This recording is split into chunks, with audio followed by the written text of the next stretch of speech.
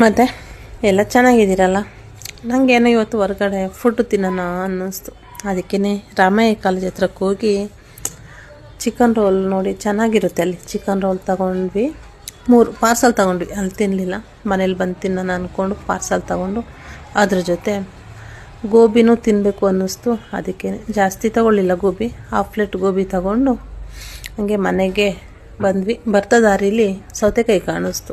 ಸೌತೆಕಾಯಿ ತಿಂದರೆ ಒಳ್ಳೇದಲ್ಲ ಅಂದ್ಕೊಂಡು ಸೌತೆಕಾಯಿ ತಗೊಂಡು ಮನೆ ಕಡೆ ಹೊರಟ್ವಿ. ಮನೆಗೆ ಬಂದು ಚಿಕನ್ ರೋಲ್ನೆಲ್ಲ ಪ್ಲೇಟಿಗೆ ಹಾಕ್ಕೊಂಡೆ. ತಿನ್ನಬೇಕಲ್ಲ ಫಸ್ಟ್ ಅರ್ಜೆಂಟಾಗಿ, ಅದಕ್ಕಾಗಿಯೇ ನನಗೆ ಗೋಬಿ ತಿಂದೆ. ಚೆನ್ನಾಗಿತ್ತು, ಅಂದರೆ ಗೋಬಿ ಅಷ್ಟೊಂದು ನನಗೆ ಇಷ್ಟ ಇಲ್ಲ, ಓಕೆ ಅನ್ನಿಸ್ತು. ಮತ್ತು ಚಿಕನ್ ರೋಲ್ ಅಂತೂ ತುಂಬ ಚೆನ್ನಾಗಿತ್ತು, ಟೇಸ್ಟಿಯಾಗಿತ್ತು ಚಿಕನ್ ರೋಲು. ಚಿಕನ್ ರೋಲೆಲ್ಲ ತಿಂದು ಮುಗಿದು ನನಗಂತೂ ಹೊಟ್ಟೆ ಫುಲ್ ಆಗೋಯಿತು ಚಿಕನ್ ರೋಲ್ ತಿಂದಿನಿ. ತುಂಬ ಚೆನ್ನಾಗಿತ್ತು. ಓಕೆ, ಬಾಯ್.